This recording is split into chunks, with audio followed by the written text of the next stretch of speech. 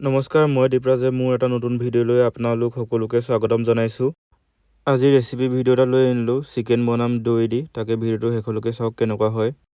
এইফালে আধা KG broiler মাংস লৈ ল'লোঁ আৰু তাৰ লগত এনেকৈ দৈ মিক্স কৰি দিলোঁ মই। নেক্সট MDHৰ মিট মছলা দি দিলোঁ এয়া। নেক্সট অলপ হালধি দি ল'লোঁ চব দিয়াৰ পাছত একেবাৰে লাষ্টত নিমখ দিলোঁ। তাৰপৰা এনেকৈ হাতখনে গোটেই মাংসখিনি আৰু মছলাখিনি এনেকৈ মিক্স কৰি দিলোঁ। মিক্স কৰি এতিয়া মই এনেকৈ আধা ঘণ্টা থাকিব। যিহেতু জুইত বনালে টেষ্টটো ভাল হয়, গতিকে আজি মই জুইত বনাম বুলি ভাবিলোঁ। এয়া জুই জ্বলাই কেৰাহীখন পাতি ল'লোঁ।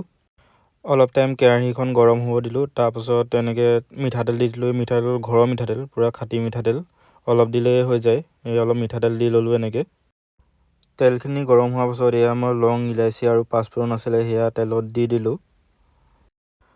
মছলাখিনি তেলত এনেকৈ অলপ দেৰি লৰাই ল'লোঁ। এতিয়া মই তেলত পিঁয়াজখিনি এনেকৈ দি দিম। পিঁয়াজখিনি দি অলপ দেৰি লৰাম, পিঁয়াজখিনি ৰঙা হোৱালৈকে। এতিয়া মই আধা ঘণ্টা মেৰিনেট কৰি থোৱা মাংসখিনি এনেকৈ কেৰাহীত দি দিম। এতিয়া মই জুইটো কমাই লৈ এনেকৈ মেৰিনেট কৰা মাংসখিনি কেৰাহীত দিয়াৰ পাছত অলপ দেৰি এনেকৈ লৰাই দিম। এতিয়া আকৌ জুইটো বঢ়াই লৈ মাংসটো অলপ সিজিব দিছোঁ, উতলিবলৈ দিছোঁ। এয়া ওপৰত চাওক আমাৰ মাছ শুকুৱাই থোৱা আছে। কেতিয়াবা মাছ খোৱা ভিডিঅ' বনালে দিম বাৰু ইউটিউবত। যিহেতু মাংসখিনিৰ পৰা পানী ওলাইছে, গতিকে জুইটো অলপ বঢ়াই পিনি এনেকৈ মাংসখিনি আৰু অলপ সিজিব দিলোঁ। আৰু পানীখিনি নাইকিয়া হোৱালৈকে অকণমান এনেকৈ সিজাই ল'লোঁ। মাংসখিনিত কালাৰ নোহোৱাৰ কাৰণে এতিয়া আকৌ অকণমান ৰেড চিলি দি ল'লোঁ। ৰেড চিলিখিনি ভালকৈ মিলাই লৈ এতিয়া ঢাকন মাৰি দিছোঁ অলপ টাইম ভালকৈ সিজিবলৈ। এতিয়া আমি জলকীয়া মিক্স কৰিম। এয়া এনেকৈ জলকীয়া কেইটামান পিচি লৈ পিনি মাংসত এতিয়া দি দিম। যিহেতু ৰেড চিলি কম দিছিলোঁ, সেইকাৰণে জলকীয়াও দি দিছোঁ লগতে।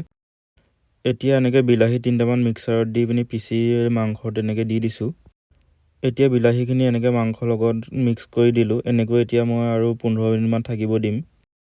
এনেকৈ আধা ঘণ্টামান সিজোৱাৰ পাছত ফাইনেলি মাংসখিনি প্ৰায় হৈছেগৈ। ধুনীয়া গোন্ধ এটাও আহিছে আৰু দেখিবলৈও ধুনীয়া হৈছে। এতিয়া খাবলৈ হৈ গৈছে অলৰেডি। ফাইনেলি হৈ গ'ল। মই আছোঁ আৰু কেমেৰা বেকত মোৰ ভাইটি আছে। আমি দুটাই এনেকৈ ভাত বাঢ়ি ল'লোঁ খাবলৈ। এতিয়া মই খাওঁ। সঁচাকৈ খাই বহুত ভাল লাগিলে। আপোনালোকেও এনেকৈ বনাই খাব পাৰে। ভিডিঅ'টো যদি ভাল লাগিছে তেন্তে চেনেলটো ছাবস্ক্ৰাইব কৰি দিব। ধন্যবাদ।